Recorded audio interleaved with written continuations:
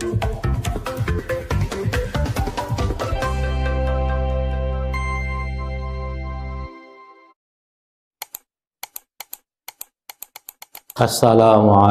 warahmatullahi wabarakatuh. Bismillahirrahmanirrahim. Alhamdulillahi rabbil alamin. Wassalatu wassalamu ala asyrafil anbiya wal mursalin sayyidina maulana Muhammadin wa ala alihi wa ashabihi ajma'in, amma ba'du. Ya ayyuhal kiram, usikum wa nafsi bitaqwallah faqad fazal muttaqun. Hadratil muhtaram, bapak-bapak, ibu-ibu jamaah yang dirahmati Allah Subhanahu wa taala. Minggu yang lalu sampai kepada untuk bertawadu, kemudian untuk tidak sombong, karena siapa yang tawadu, yang rendah hati, maka Allah akan angkat derajatnya. Dan siapa yang sombong, maka Allah akan hinakan, Allah akan rendahkan. Bahkan sampai seremnya sombong adalah, akibatnya adalah tidak akan masuk surga. La yadkhulul jannata man kana fi qalbihi mithqala dzarratin min kibrin. Tidak akan masuk surga barang siapa orangnya yang di dalam hatinya ada sebiji sawi, kalau bahasa sekarangnya sekecil atom, min kibrin, daripada kesombongan. Kemarin ditanyakan tentang perbedaan sombong dengan ujub. Sama saja. Kalau ujub itu merasa dirinya lebih baik ketimbang orang lain, tapi tidak dimunculkan. Cuman kelihatan dari gelagatnya, dari perangainya. Sementara sombong dimunculkan, diizharkan, dimunculkan, dijelaskan. Sehingga akibatnya dengan orang sombong tadi dia akan menolak kebenaran dari siapa saja datangnya. Pokoknya mah kalau bukan pendapat dia, semuanya salah, tidak betul. Ya. Jangankan dalam kehidupan sehari-hari, dalam ibadah saja muncul rasa ujub. Mangkana fi qalbihi mithqala dzarratin min kibrin. Siapa yang orangnya yang dalam hatinya ada sedikit saja, sebesar atom, sekecil atom dari sifat sombong. Lagi sholat, Allahu Akbar, datang orang samping kita, takbir juga Allahu Akbar, secara sekilas, seujung mata melirik, setan masuk goda kita. Wah, lebih bagusan sholat saya ketimbang dia. Dan jangan merasa paling paling khusyuk dalam berjamaah. Karena sungguh demi Allah, karena berjamaahlah kita sholatnya diterima. Kalau sendirian, wallahu a'lam bishawab, nggak tahu diterima apa enggaknya. Makanya dalam hadis Nabi itu, sebaik-baik ibadah, sebaik-baik sholat seorang hamba itu ada dalam rumahnya, kecuali sholat fardu, maka kudu berjamaah di masjid. Baik yang pinter, baik yang boloon, baik yang masih bisa baca Fatihah saja. Karena berjamaah, jadi kebawa semua, diterima semua, kemudian pahalanya luar biasa. Ada namanya ulama besar, namanya Sufyan Ats-Tsauri, mendapatkan gelar kedudukan di sisi Allah, waliullah, sebagai kasih Allah, cuman gara-gara satu. Sebelum azan, beliau sudah ada di masjid. Sudah siap, sebelum azan, beliau sudah ada di masjid. Kita sudah tahu bahwasanya jam segitu Allah manggil kita. Sebelum Allah manggil, kita sudah hadir duluan. Kayak apa senangnya. Sudah tahu jam segitu Allah manggil kita. Subuh itu jam 4 sekarang. Allah itu proses membangunkan hambanya. Ketika subuh itu berbagai macam cara. Cuman kitanya nggak nyadar. Ujug-ujug jam 3 tuh kebelet pipis. Padahal Allah yang menggerakkan supaya itu air pipis pengen keluar. Akhirnya bangun kita terpaksa karena pipis. Sudah pipis, sudah selesai, balik lagi, tidur lagi. Doanya luar biasa diijabah. Siapa yang minta saya kasih. Siapa yang mohon ampunan saya ampuni. Sok pengen apa saja saya kasih. Doa sepertiga malam. Kemudian ketika tahu bahwasanya zuhur itu jam 11 lewat 35, begitu dipanggil masih bayar ngopi, keluyuran kemana-mana, bukannya siap-siap. Makanya dalam kitab Dhuratul Nasihan itu dijelaskan ketika di Yaumul Qiyamah itu digiring ada golongan yang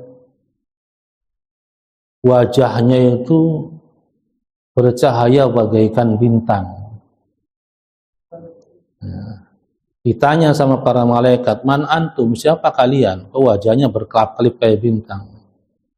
Beliau menjawab, saya adalah golongan orang yang ketika azan berkumandang langsung segera wudhu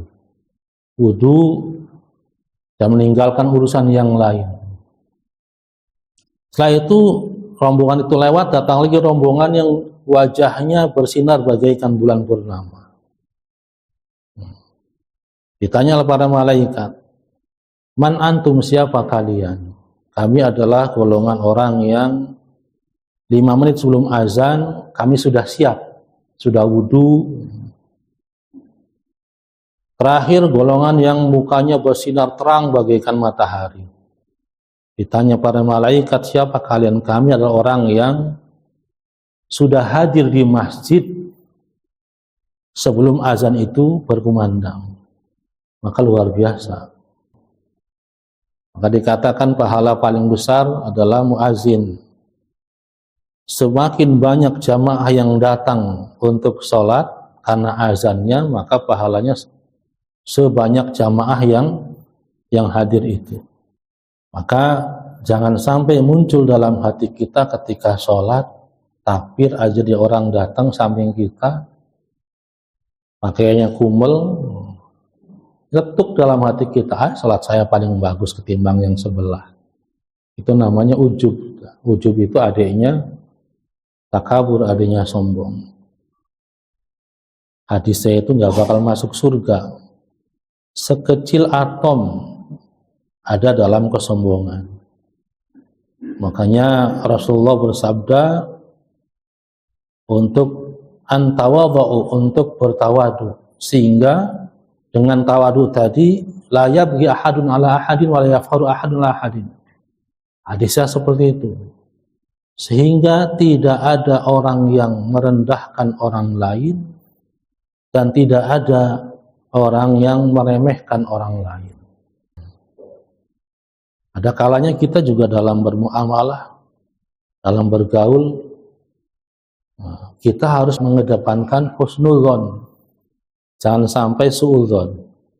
Ada orang ketemu kita, assalamualaikum warahmatullahi wabarakatuh, tapi jawabnya judes. Sok kira jangan langsung, nih orang kenapa sih sama saya kok sinis.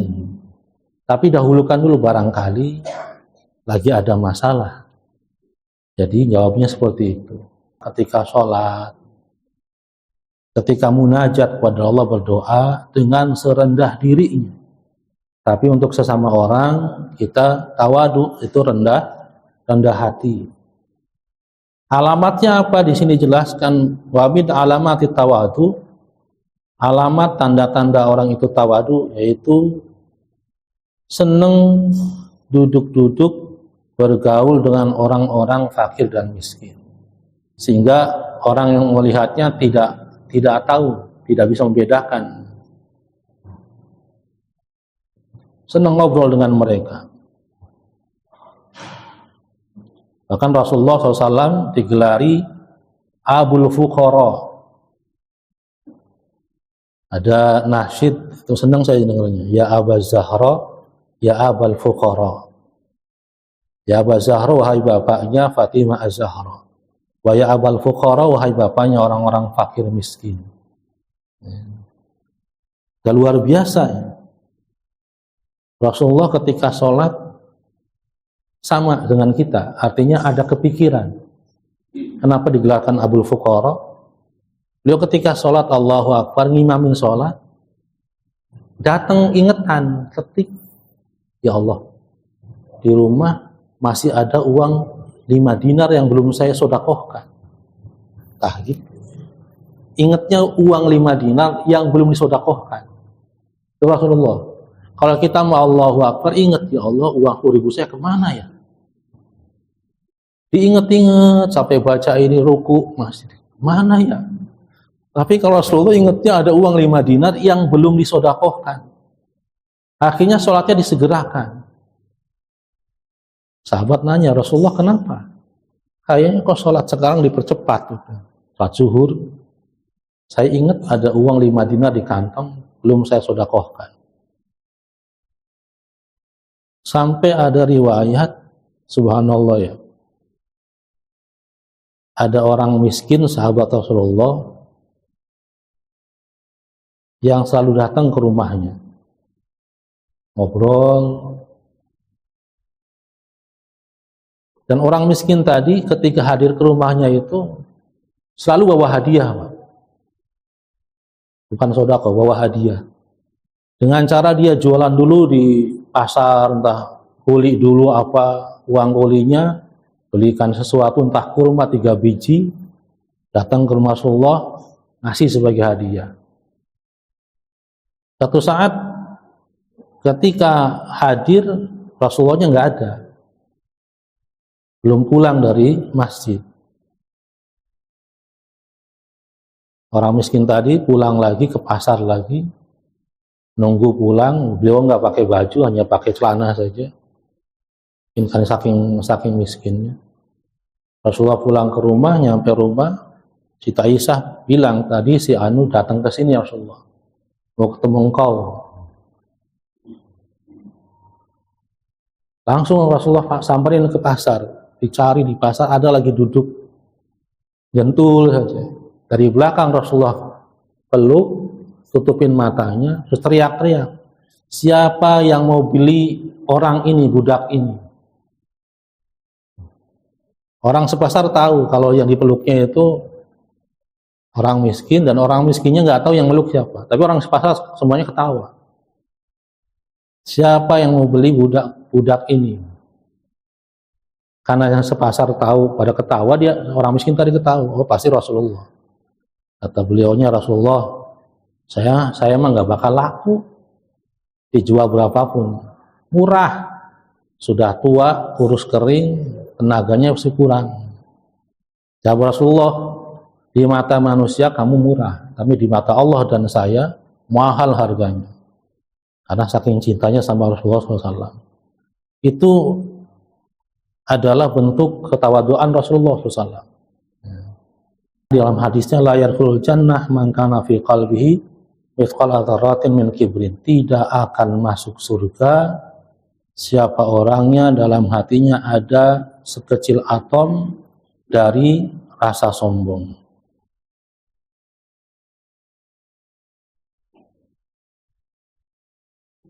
Kemudian kita lanjutkan. Wa min amaratit takabburi mahabbatul tasadduri fil majalisi wal mahafili wa taqaddumi 'alal aqran wa tazhiyatun nafsi wa thana 'alaiha wa tashadduqi fil kalam wa tabajjuji bil abai wal ikhtiyar. Wa min amaratit takaburi, dan dari tanda-tanda orang takabur itu, alamatnya, ciri-cirinya, mahabbatut tasaduri fil majalis, senang muncul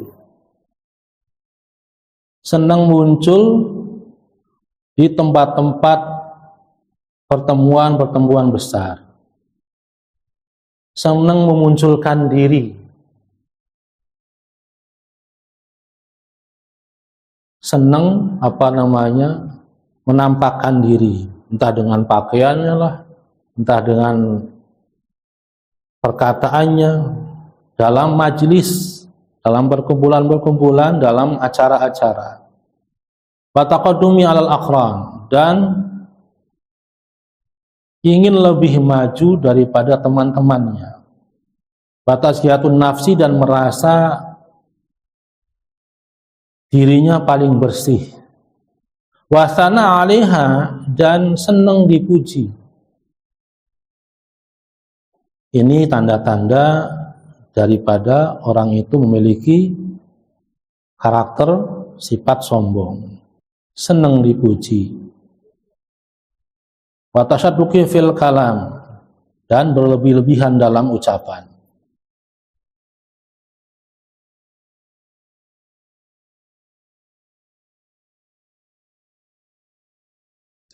Wa tarkul wafa bi huquqil ikhwan. Di sini watabhaji bil aba'i wal ikhtiyar. Dan lebih senang mengunggul-unggulkan bapak-bapaknya. Keturunan siapa? Keturunan orang mulia. Turunan si ini. Kalau bahasa ininya turunan bangsawan gitu ya, Pak. Turunan darah biru, turunan ningrat.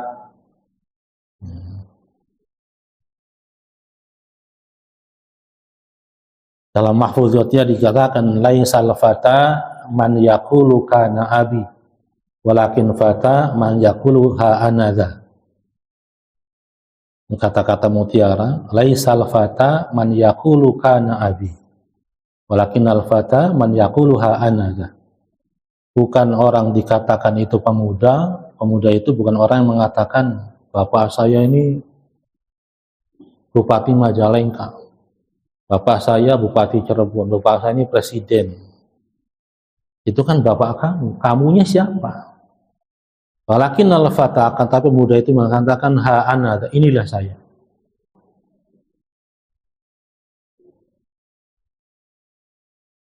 Jadi bukan orang yang min alamat takabur, dari tanda orang itu sombong adalah mengagung-agungkan keturunan bapaknya. Wal ikhtiyal wa tabakhturi fil masyiyati wa tarkul wafa. Wa tabakhturu fil masyiyati, dan berjalannya itu dengan jalan yang pongah itu ya.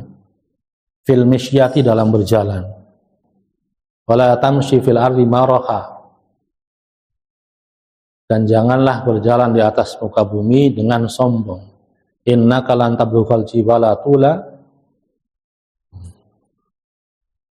kamu jalan dengan dangak itu menandakan kesombongan. Kata dalam Al-Quran itu surat Luqman, menasihati putranya, jangan berjalan di atas muka bumi dengan sombong. Innaka lan tablughal jibala tula, kamu jalan ngedangak begitu nggak bakal menandingi tingginya gunung. Masih tingginya gunung daripada kamu. Maksudnya kan begitu. Gak usah sombong. Fatarkul wahfa bi huquqil ikhwan, dan meninggalkan menunaikan hak-hak saudara-saudaranya. Ma'a mutalabatihim bil huquqi. Ini kayak surat Al-Mutaffifin, orang sombong. Meninggalkan menunaikan hak-hak saudaranya. Kenapa tidak menunaikan hak-hak saudaranya? Karena meremehkan saudaranya. Si anu mah begitu aja, udah cukup ini aja. Disertai juga dengan menuntut hak-haknya terhadap saudara-saudaranya. Kalau urusan dengan saudaranya gampangin, tapi kalau saudaranya punya urusan dengan dia, nyusahin. Maksudnya nyusahin, pengennya dilaksanakan dengan sempurna. Tapi ketika dia punya hak, punya urusan dengan saudaranya, dia melaksanakan dengan ala kadarnya. Ya sama dengan surat Al-Wailul lil mutaffifin, alladzina idza qatalan nas 'alan nasi yastawfun wa idza kalu awazum yukhsirun. Celaka orang-orang mutaffifin itu, yang ketika dia menimbang untuk orang lain ngurangin, tapi untuk orang lain menimbang untuk dia harus penuh. Orang sombong begitu alamatnya. Wa qala alaihi salatu wassalam. Selanjutnya adalah Rasulullah SAW bersabda, alika biqra'is salam ala kulli man ta'rifuhu wa man la ta'rifuhu. Rasulullah SAW bersabda, hendaknya kalian membacakan salam ala man ta'rifuhu, terhadap orang yang kamu kenal, dan mengucapkan salam kepada orang yang tidak kamu kenal dari orang-orang Islam. Uluk salam. Selagi jelas itu alamatnya, tanda-tandanya di orang Islam, kita ucapkan salam, assalamualaikum, walaupun kita nggak kenal. Karena kita nggak boleh mengucapkan salam kepada orang selain Islam. Wa idza sallamta ala ahadin minhum falam yurad 'alaika fala nasiya bihi dhon. Dan jika engkau mengucapkan salam terhadap salah seorang dari mereka orang Islam, falam yuradu, akan tetapi tidak balas salam yang kita sampaikan, fala nasiya bihi dhon, maka janganlah suudzon terhadapnya. Akan tetapi segera introspeksi terhadap diri sendiri. Wa qul lam yasma aw la'allahu radun falam asma'uhu. Segera munculkan husnudzon. Ketika kita bertemu di jalan mengucapkan salam, tapi yang disalami enggak balas, enggak jawab. Segera munculkan husnudzon. Barangkali kita uluk salam tapi dia enggak dengar. Barangkali juga lagi mikir kemana dianya. Aw la'allahu raddu falam asma'. Atau barangkali dia menjawab salam kita, tapi kita yang nggak dengar. Ngucapin salamnya di sini hukumnya sunnah, tapi yang mendengarnya hukumnya wajib menjawab. Maka kalau kita mengucapkan salam, kita mendapatkan pahala. Tapi yang dengarnya wajib jawab. Kalau wajib ditinggalkan dapat dosa. Wa idza dakhalta baitaka fasallim ala ahlika. Wa idza dakhalta, dan jika kalian dakhalta hendak masuk baitaka rumahmu, fasallim ala ahlika, maka ucapkanlah salam terhadap keluargamu yang ada di dalam rumah. Wa in dakhalta masjidan aw baitan laysa fi ahadun faqul assalamu alaina wa ala ibadillahi sholihin. Dan jika engkau masuk rumah atau masih ke masjid, jika engkau masuk masjid atau rumah, laysa fi ahadun, yang di dalamnya tidak ada seorang pun, enggak ada orangnya, maka bacakan salamnya assalamu alaina wa ala ibadillahi sholihin. Ini adab ketika kita masuk rumah, maka kita wajib mengucapkan salam. Kalau tidak ada orangnya di dalam rumah tersebut atau masjid, maka ucapannya adalah assalamu alaina wa ala ibadillahi sholihin. Keselamatan atas kami dan atas hamba-hamba Allah yang saleh. Lah kalau kita bertamu ke rumah orang, kita salam, nggak ada yang jawab, bagaimana? Maka sabda Rasulullah 3 kali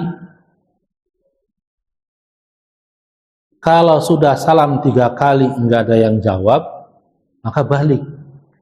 Assalamualaikum, ketok-ketok, enggak ada yang jawab. Dan salam yang pertama di pintu. Assalamualaikum, ketok-ketok, enggak ada yang jawab, barangkali lagi di belakang. Maka yang keduanya muter di belakang. Kalau ada jalan ke belakang. Dikasih jeda. Jangan salam 3 kali, Assalamualaikum, Assalamualaikum, Assalamualaikum, 3 kali nggak ada yang jawab, pulang. Kasih jeda dulu, Assalamualaikum, ketok, nggak ada yang jawab. Geserlah salamnya, mungkin dekat jendelanya. Sudah 3 kali nggak ada yang jawab, maka balik. Fa idza wajadta musliman fajtahid an tabda'a bis salam qabla an yusallima 'alaika. Dan jika bertemu dengan seorang muslim, maka berusahalah kita yang mulai duluan mengucapkan salam. Wa qad qila li Rasulillah SAW, dan telah ditanyakan kepada Rasulullah. Rasulullah ditanya, idza laqiyal muslimu mus'al muslima fa ayyuhuma awlahuma billahi. Maka Rasulullah menjawab, man yabda'u bis salam. Rasulullah ditanya, jika seorang muslim bertemu dengan muslim yang lain, dua-duanya kiai, dua-duanya ustaz, ketemu papasan di jalan, kata sahabat nanya, mana yang lebih utama di sisi Allah? Maka kata Rasulullah jawab, awwaluhuma bisalam.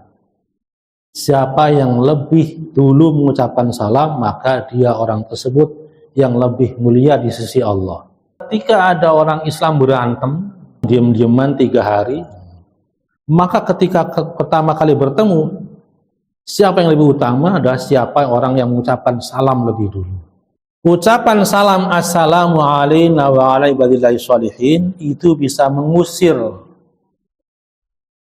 hal-hal negatif yang ada di dalam rumah tadi. Wa fil hadis, dalam sebuah hadis, yusallimur raqib alal mashi wal qa'im alal qa'id wasyagir alal kabir wal qalil alal katsir. Ini adab mengucapkan salam. Dalam sebuah hadis Rasulullah menjelaskan hendaknya orang yang naik, orang yang berkendaraan adalah orang yang mengucapkan salam terhadap orang yang berjalan. Wal qa'im alal qa'id, dan orang yang berdiri mengucapkan salam atas orang yang sedang duduk. Wasyagir alal kabir, orang yang kecil terhadap orang yang besar. Ini kecil maksudnya bukan ukurannya ya, tetapi usianya. Wal qalil alal katsir, orang yang sedikit jumlahnya mengucapkan salam lebih dulu terhadap orang yang lebih banyak. Itu etika, adab yang diajarkan Rasulullah SAW tentang mengucapkan salam.